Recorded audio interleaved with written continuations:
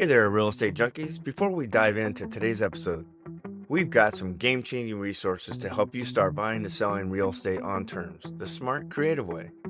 Want to learn how to invest with little or no money down? Grab your free ebook, The 4 Game Plans, and discover the exact strategies we use every day. Get it now.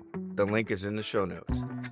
Looking for a complete step-by-step system to start making 3 paydays per deal?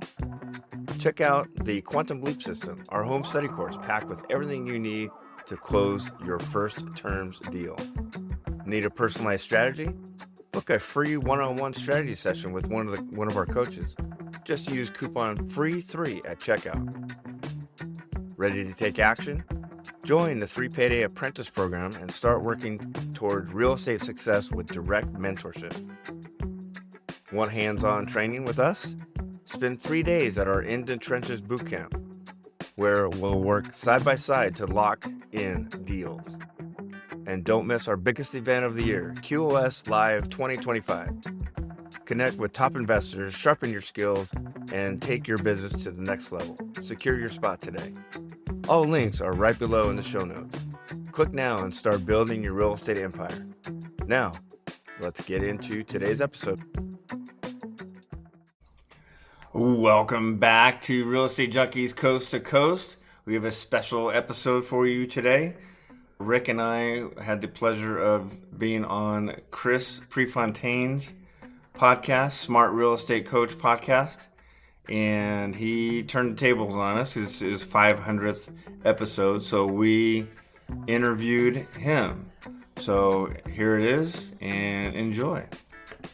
We deal with it with coaching. Like, this sounds great, and then life happens and entrepreneurship becomes hard and it sucks sometimes, right? So a couple of things, no particular order I thought of when I was reviewing this. One is association, right? So I was stuck from 08 till 12 before your question time of 13. I was stuck in my own whirlwind and not going out and seeking help. And the second I did, it changed it. So one is association for sure. In other words, who you hang out with. And sometimes you got to put yourself in that kind of in that lane to meet the right people, right? Almost every idea, you guys will hear a rant coming out next Monday in the community. And you'll hear a bunch of horror stories I list. And you guys have been around, you hear a lot of them. But the fact is, almost every idea that I launched was positive came from association. All right. Okay. Welcome, Wicked Smart listeners, to another Wicked Smart Masters class. Today, we are turning the tables on this historic show. It's episode 500. We're going to turn the tables on Chris and get in a discussion with him, ask him a few questions. My name is Russell Ham. I am with 3 of the coaches within the Wicked Smart community. I'm from Southern California. I joined in 2019. Also with me is Mike Makredes from Central California. He joined in 2017. And then not only we have Rick Abbiati from Southern New Hampshire, who joined us in 2021. Let's get into it and let's have a great discussion here. Rick, Rusty, I think because of the Wicked Smart accent, you did pretty good. But I think maybe we should have Rick do the New England accent. Maybe at the end, he can bless us with some New England accents. But good job, Rusty. So that open. Thank you. All right, let's dive in here, guys. I don't know. Let's go to the old fart first. Mike, you've been in this since 17. From when I flew out to see you, you can fire away first. And we're going to get into some cool discussion, I hope. Yeah, 2017, it's been quite a journey. A lot has changed over the years, especially with the community. It's grown quite a bit since I've been here. The content, the resources that we have, everything's grown so much, and I can't thank the community enough. You, Chris, it's been quite a journey over the last, 7 years. I'm super glad. So tell me what's on your brain. No, tell me what you think's on the Wicked Smart listeners' brain that they'd want to hear from me. All right. I got a couple questions here. I think that'd be great for you to, given your extensive experience navigating ever evolving market dynamics, how do you perceive the current landscape of the creative real estate niche compared to previous years? I saw you guys wrote some questions. I'm actually going to answer this pretty broadly, this particular question, because I don't think my answer would change, Mike and Rick and Rusty, because the change is always going to happen. If you look at creative real estate, I get that every podcast that I'm on, all the people's shows. The fact is, if we know there's one constant in real estate that it constantly changes, the issue is not okay, like this dramatically changed. We got to go over here. We got to go in this direction. It's really every single quarter, every single half year, every single year. It's what pond are we fishing in based on the market constantly changing? What I mean by that, you guys can throw in some comments if you want or ask me for clarification, but I'm talking about things like, okay, COVID hits, and for just 2 months, I think it was February, March of 20, and we're sitting here, what, 5 years later? People were lost. They like wanted us. So our properties, if you remember, you guys were all here, the takens, what we call a taken for them to know is a property in the contract. They went through the roof. But then literally just 90 days later, they were all selling on their own. FSBOs are popping like hotcakes. You guys remember that. So what I mean by fishing in different ponds is we shifted right then, right? FSBOs, we could help then. 90 days later, we couldn't. FSBOs were popping. So we go back to expireds or Rick does a lot of work in niche lists. So it's changed, but it's not like you can pinpoint and go, we got to go in this direction. Whereas if you're in, I don't know, pick a niche. If you're in multi, you could say, okay, things are dramatically changed. I got to go geographically over here. That's the beauty of creative real estate. You don't really have to pivot that much. Just know how to pivot. That makes sense, you guys? Well, Yep. Rick, since I said it, let me turn it around for you guys one more time. For the first time, I should say. You did niche lists. So when I just said niche lists, some people are probably going, what the heck are I talking? Because we usually do FSBO, expires. Just talk about niche lists for a second. Just give one or two examples. Niche list, we use whether it's PropStream or Real eFlow, a data source. There's plenty of them out there where you can filter criteria of who you're looking for or who you're going to call. And that could be somebody with high equity, maybe that's owned the property for 15 plus years. It could be non-owner occupied properties, could be people who own 3 or more properties. It just depends. You may want to look at some that don't have a lot of equity. You just never know what you want to target. But that's the thing about niche lists. They're niches. And when you do target them, one of the differences is you have to be very careful not to call them, because if they're on the do not call list, it's not a wise idea to call them. Whereas what we're calling expires, FSBOs, withdrawns and canceled, those people had their properties actively on the market. So not because they expect. Yeah, that's funny. So on my desk, you guys, I do niche lists just sparingly, but on my desk is the 3 that Sue's working on now. So I not top of my head wouldn't know them. Here's what we got: Rhode Island with multiple properties. Rick, you work a list like that. So if you're in Rhode Island, you have multiple properties, we're hitting you. Another one was low equity and back taxes. So little equity and they owe taxes, great sub-2 potential. Another one is free and clear, delinquent on taxes. So it might be inherited, and out-of-state owners. Well, even that, there's a whole bunch in that category. So those are the 3 that we happen to be working, and it's sitting on my desk here. So that was a long answer, Mike, but I hope that helped.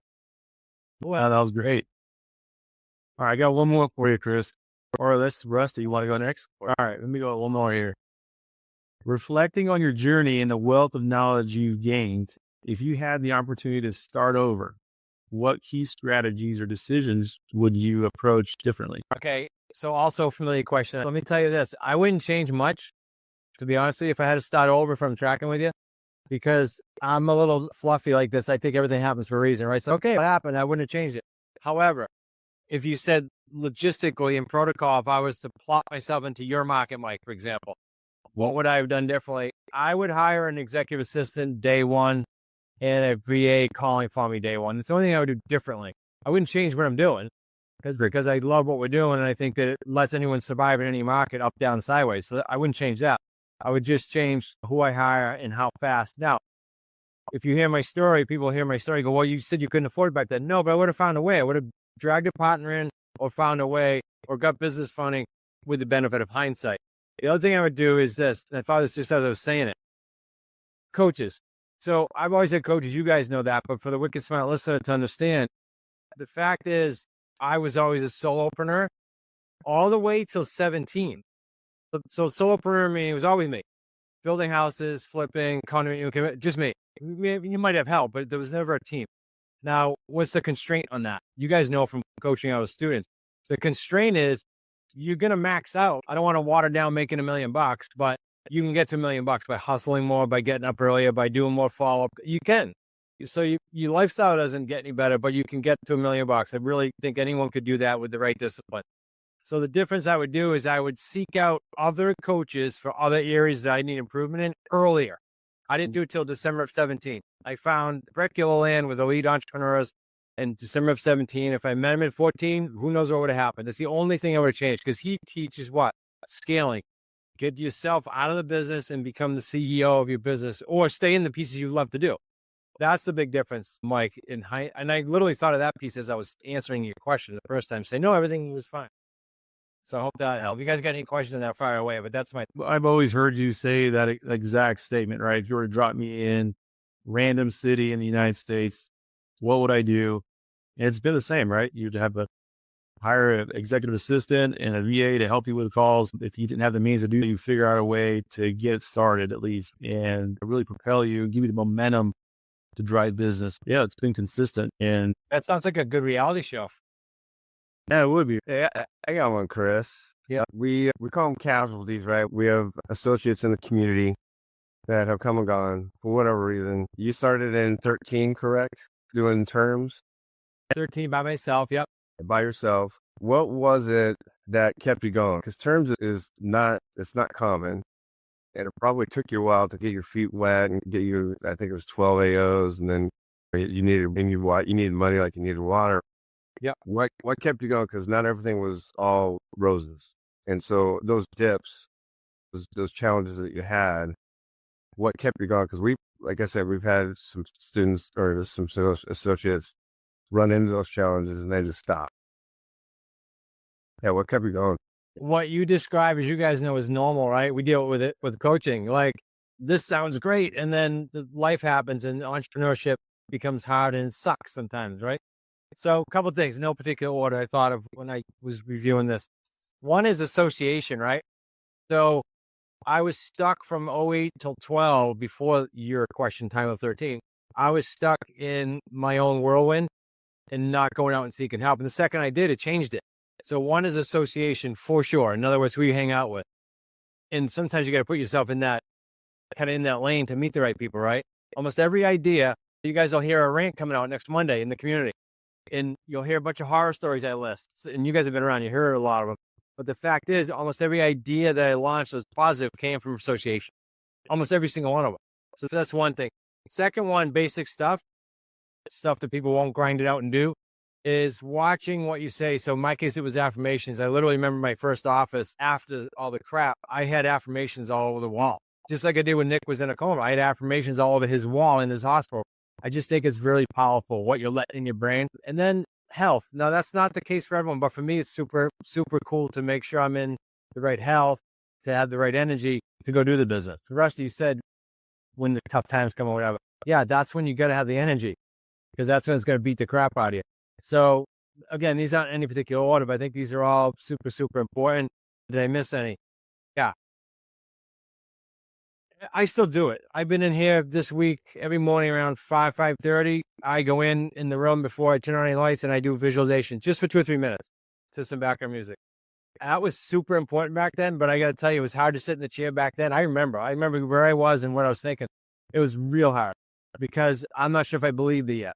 But I just did it. I did it every single day. And sometimes it takes 2 or 3, 4 or 5 years to come to fruition, for sure.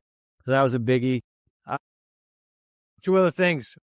Personal travel. Now, this might be a little different, but when I was going through that, it was important for Ken and I to go, all right, in 6 months or 9 months, readers of the year, what book this? And that got me to keep pushing for that. Number one, number two, to have a break, right? So that was super important. And then quarterly events with anyone in our space or a person, if it was going to go kill the person. So that quarterly certification happened. So you think of our community, if they don't get around this quarterly, they just disappear. It's real hard because life happens in one when you just flip off. So again, long answer, but I think I hit a bunch of things that came in mind when I was going through that. Yeah, Chris, I think one of the things that, and I know from my perspective, and I know it's common also, is to get clear on your why and revisit your why every day. Yep. Okay, so prior to 13, I had one of my mentors was big on both what Rick said and what I said earlier. He would combine his whys, his affirmations, and his goals, but he would rewrite them like hundreds of times. So he'd get a pad of paper out and each morning write out whatever he was, let's say the top 3 goals. He'd write that out. There was some power, and I believe this even more now than I did then because of the iPads and the tablets and everything. There was some power in the old-fashioned pen and paper. And back then, is all he had. But he's older. But the fact is, there's power in it, and I still do it to this day. I'm going to go off on a little tangent here, Rick, but on that note, if you guys are not journaling, I suggest you journal. If you're journaling, I suggest you do something different. Try journaling with your left hand. Try that one on besides. Now, Nick had a switch when he was in a coma to righty to lefty, and he's been doing that for years. That's hard. I try it in your journal. It gets a different brain waves going. It's very interesting. So try writing your goals out lefty. This is a takeaway for the Wicked Smart listener. I want you to try that next week and tell me how it went. Hey, so you mentioned stacking earlier. We talked about it a little bit last night. Stacking versus shiny object syndrome. What are your thoughts on that? Because we run into that a lot in the community. Okay, if I'm tracking you, Rusty, I think you mean stacking, staying consistent, stacking in one lane versus shiny object. Am I tracking?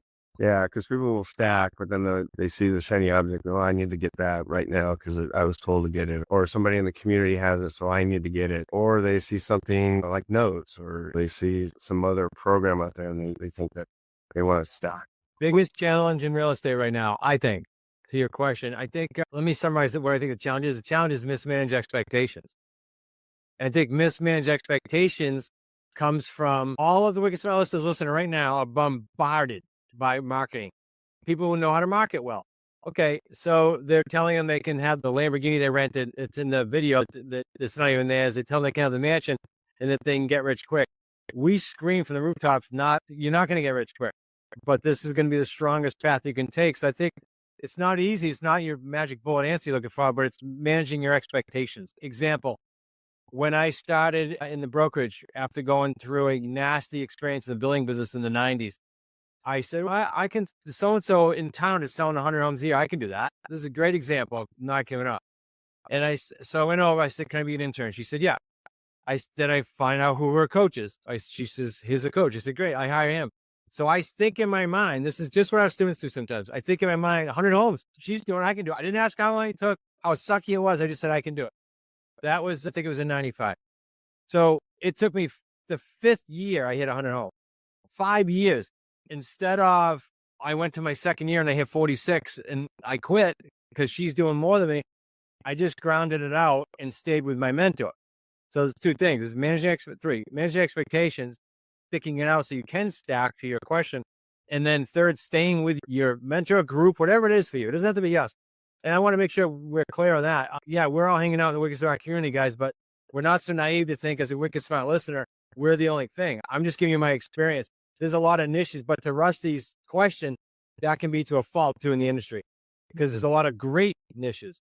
How about you master one for 3 to 7 years? Everybody's going to do a different pace and then start stacking those niches. But until then, stack within your own niche. And Rusty's question meant all these little pieces you got to learn as you go. And again, they're not easy. They're just going to distract you. Did I answer it, Rusty?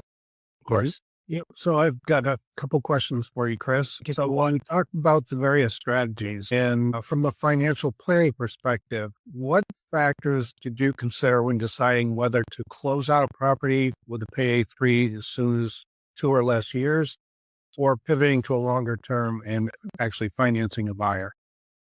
Yeah, in no priority order, because I think of each one of you guys, like we've gone through this, Rick, in particular, your portfolio. So here are the things you have to think about. And the reason I like the question, let me proceed with this. A lot of listeners think in the terms business that all the deals are short term. Not the case. I just sold the properties you guys know in January. That was my first sandwich lease in 2013. That's 12 years. That's not a short term deal. And I could have kept it. Most people said I should have kept it just for the emotional tie. What do you have to consider? Personal. Where's your personal finances right now? If your personal finances are, I need to make some money or keep making money, then you work hard and diligent and keep your buyer's finger to the pulse and you make sure they cash out. So you have paydays, payday 3's coming. And then Rick, I'll ask you for your payday 3's in a second. Secondly, how about, do you like the property long enough to keep it long enough? Third, do you like the buyer to stay in bed with them long enough? If you're going to finance them, do you like dealing with them? So if you don't like the property and you don't like them and you need the cash flow, that spells cash it out, right? So there's just some variables. There's probably more, but that's what I would think through if I was you. Right? Rick, payday 3's, here's a good example.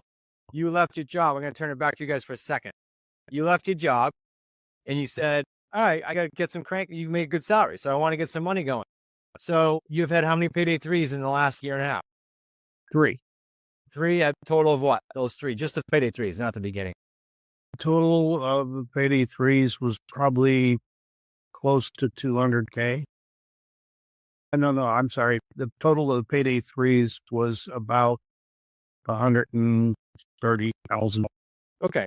But instead of extending that though, because there's all kinds of things we could do, and there's a different show, probably a different workshop, but we can extend our deals multiple different ways and multiple different times. And we do it a lot. And we talk about that at the little private boot camps we hold here, which maybe we'll talk about at the end. So yeah, that's good, Rick. It's a good example.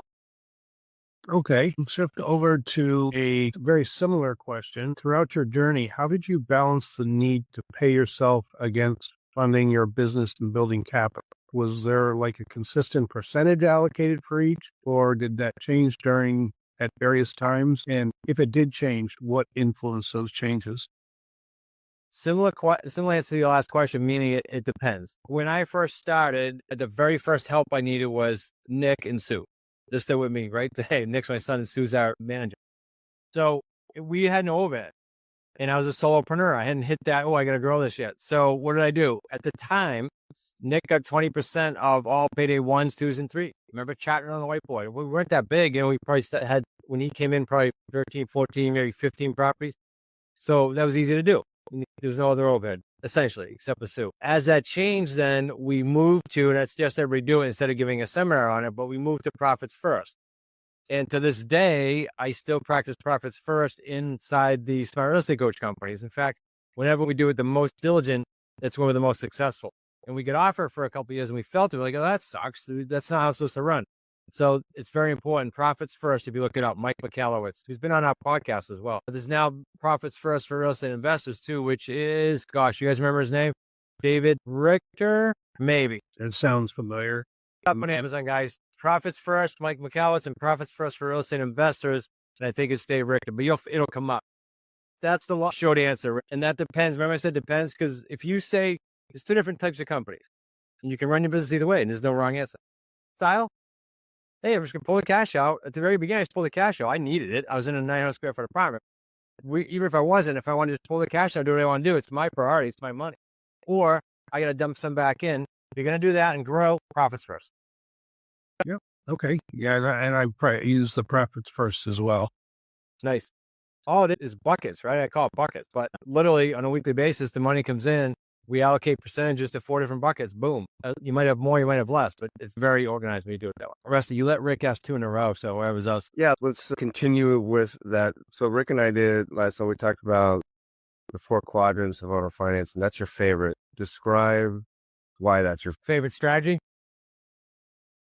Owner financing? I don't want to say it's the most lucrative, because that'd be like, you don't know, right? Because sub 2 with the right term and the right interest rate can be, but generally speaking, it's the most predictably profitable because we target free and clear. And I'll give the metric, Rusty, just because you open the door. The metric for the Wicked Smart listener is 3 things. When you find a property in your marketplace for $200,000 or higher, most people can find that, even in low-end areas, and you structure at least a 48-month term with the seller. Most of you can. We'll show you how. And you structure a $950 or more per month principal payment to the seller, you have 6 figures, period. Now, I'm not saying you're going to go out and find 5 of those a month. I'm not. What I am saying is once we teach you how to do that, why not go out and find those and get the 6 figures? So yes, my favorite. And usually, Rusty, dealing with those sellers, as you guys know now, it's fun because they're debt free. Presumably, if they needed money, they would have taken it out. They didn't. And so they want the best price. They want it over time, and they're fun to deal with. So I don't know if that's too simple of an answer, but that's what I still to this day. Yeah, 100%. I mean, it's one of the hardest to, in my opinion, to get that through to the associate that you can do it, because sometimes they look at a $200,000 home and they're like, oh, I can't do it. There's not enough skin in there for me at the end of the day.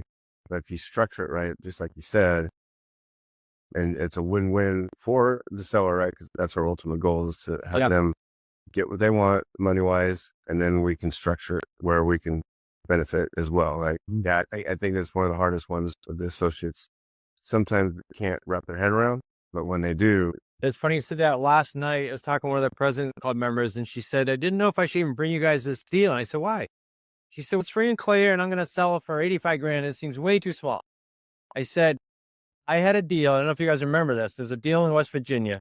Forget her name. It was one of the first or second QLS events. So I don't know if you guys were all there, but she had a deal that she bought and sold. She bought it for 65 grand and she sold it. And I think the profit at the event was like, I don't know, almost double.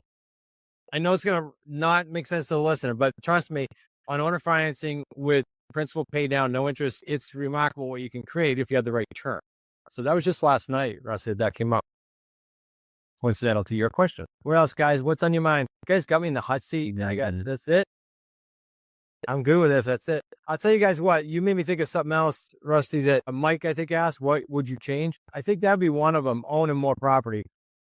Now that I think it, that just came out as you asked me that. Meaning, I did AOs, I did sandwich leases because it was quick, and that's frankly what I had confidence to do back then. And now I don't even think about that. I think about subject to owner financing, but that's my backup strategy. I booked a meeting today on Zoom for Tuesday with a seller because it's a bit of a drive. And he said, what do you want to do? You want to do a phone call? You want to come on? I said, tell you what, do you guys mind going on Zoom, you and your wife? He said, no. I'm going to show him just with a line down the page, as you guys know, the difference between an assign out, an AO, and a regular sandwich lease purchase, because it does fit him after I went through all the questions. But my brain, when I was asking the questions, went to, can I do this owner financing? He's got a lot of debt on. He's got much equity left. And can do sub 2? No, he's not comfortable. Okay. So I'm going to show him that on Zoom. If he likes it, I'm going to go out and get the deal done. So I'll do it. It's just not my first priority, to Mike's earlier question. Yeah. I said I would go back to you guys on a couple of things. Let me ask you this. I said one question. That's it. That was planned. Just one. How has coaching affected you guys? Because you could have just kept doing deals. How has coaching affected you guys, I guess, personal development wise? Was there any growth there, and how? And then deal structure wise, skill set wise, it might be different for each of you, but I got to ask this on a podcast, so I jotted it down for you guys. What are your thoughts? No, you guys, whoever wants to go. First and foremost, the way I look at it is just passing it forward in a way. You know, what I've learned over the years and helping others just gives me the gratification. I think that's number one. On top of it, it makes you stay sharp, right? With things are always changing, whether it's strategies or approaches that you have. Kind of what you were doing, Chris. You went from focusing on these purchase AO now to sub 2 owner financing. So our mindset's kind of set differently, and being able to coach the associates makes you stay on top of it. It makes you keep that mastery in your craft ahead of the game. So it's helped me in many different ways. Love it. Who else? Yeah, I'd say the same pretty much for me. It's the personal and business growth. I know one of the biggest getting out of my comfort zone was getting on 3-way calls with a group full of a whole, like on a mastermind or something that with a lot of people on it. And it pushes you. And it's always, I'm pushing myself, but in helping, there's a lot of gratification when you're dealing with other associates and helping them get deals and be creative with them and watching them learn and grow. There's just a lot of gratification in that. So yeah, it's the same type of thing that Mike was talking about. Rick, a big one is what you said with calls. So let me put some context to this before Rusty goes. So we host the In the Trenches boot camp for the Wicked Smart listener to know. And I've been screaming about just because it's the most effective thing we've done, where you come in our office, there's room for about 12 comfortably. We put as many as 20 in there. Rick's there. Rusty's coming up soon. Mike will be there on occasion. And the fact is, to make calls in front of the students, it's not easy. It's not easy for any of us. But every time you do it, you get better. You get sharper, because that's a lot harder. It's like Michael Jordan's in all his old books, and I'm dating myself a little bit, but he used to say that he practiced extremely hard, Rusty, hard. So the game to him was just another day. The practice was hard. That's you guys, right? So you get better and better. So I love that, Rick. Rusty, how about you? Yeah, I have a coaching background. I used to coach high school sports for 30 plus years. And then getting into coaching here for me I was nervous at first. My personality is I'm an introvert. Socially, I'm around adults. I'm not super aggressive in group settings. But once I started working with you guys, my imposter syndrome went away. I felt like I was part of the crew, right? And then I just got more confident. And it helped me in my business as well. Speaking with sellers, it just became more smooth. It was more conversational. And then as I got more comfortable in my own business, I was able to get more comfortable, like you said, getting in the trenches and making three-way calls. I was nervous at first making three-way calls in front of an associate because I didn't want to screw up. But after a while, it just became super natural. And then deal structure-wise, I was always leaning on you or Nick to help me out with structuring the deal. And now it's just like, just do it. Like, Mike was my first coach. And I was just amazed on when I would show him a deal, and he was just like, "Oh yeah, just do this." And I was like, "How did you come up with that?" But now it's just become more natural. Yeah, I know. Like, Go ahead, Rick. I was going to say, as far as in the trenches boot camps, and it was back when we were having the strategies for I6, the strategy sessions for 2-3 days. And I know when I went down to some of those, and back when Steve Murray was doing it, I'd listen to his calls and I think, how did he just turn that seller from an absolute no? And he didn't, he was just, he kept going after it and not giving up, and he turned it into a yes. And I always thought, geez, it'd be nice to be able to do that. Of course, now I can do that. In front of 15 people. Yeah, let me get the link. So we keep talking about the boot camp. So the boot camp, we bring in 10 to 15-ish. Again, we had one that was crazy jammed in there. It's free, guys, for every level. But just to go check it out and look at what happens, go to smartrealestatecoach.com/ITTB podcast. Just stands for In the Trenches Boot Camp. We'll put that in the show notes as well. You know what we didn't do, guys, and I can give the episodes. I want these guys to be able to go back to the episodes that you were in, so that they can get to know your story more, because this was about you guys hitting me, and I appreciate it. But I have the list. Let me give it to you. Rusty was on episode 402, where he talks about creating a game plan, because that's his background. And then number 466, talking about different strategies. Mike was on, I'm going to date Mike here. Mike was on episode 103 back in 2019, and we on the 500th. And that one was talking about moving from his 12-hour-a-day job into investor. Probably a cool one for you to listen to. Mike, was that like 2 months after you left your job, July 19th? Had to have been. Yeah. Awesome. So good timing for you guys to hear that. And then he was on episode 371 talking about why every real estate investor needs coaching. Probably very appropriate to this. Rick's got some cool ones out. Number 371, Kickstarting a Career. Number 461, talked about his $90,000 payday one, and it happened to be his first payday one. How many of you listening right now would be affected in some small way by getting a $90,000 payday one in your first deal? And then episode 491, Rick actually walks through his portfolio with me, where he's approaching $1 million. Rick, I know you're teetering there now with deals in the works, but right around $1 million in all three paydays projected in his portfolio. You get to see the portfolio, and you get to see all his payday 1, 2s, and 3s, and that's on that episode. So those are cool for you guys to get to know them better and to get to know the story. If that doesn't give you hope and confidence and some clarity, I don't know what would. So, you guys have anything to add before we wrap up? I'm going to wrap up with some thoughts on QLS, and you guys might have comments on that. But anything else right now? Yeah, I got one thing. I was doing a 3-way call for somebody just before this, and I got on with the seller, and the seller was completely open to the owner finance deal with really good terms. And we got done with the call. The associate that I was on with said, "Wow, you truly are the master." And I said, I didn't start that way, and I still got a long way to go, but I started just like you. I made a lot of mistakes. So it gives you hope. Yeah, every single person. I had a student last night say to me in the President's Club, she said, "I'm so embarrassed to send you my call. It's awful." She described what she thought was awful. I said, "It doesn't matter. No one died. Like, it doesn't matter. Just send the damn call and I'll critique it for you." Because we critique calls for those listening to this. Rusty, Mike, any last minute thoughts? If not, it's good. We'll go to the QLS. I don't know if it's okay to plug me and Rick's podcast. I don't know if that's okay. Yeah. Sorry. I have two things I want to say. So Rusty went from coach, teacher, coming to the community. He just said he was nervous about it. Now he has his own podcast. You said you're an introvert and you have your own podcast. Go ahead, name the podcast, please, because you and Rick do it, and you and Steve did it before, and it's valuable to get in there.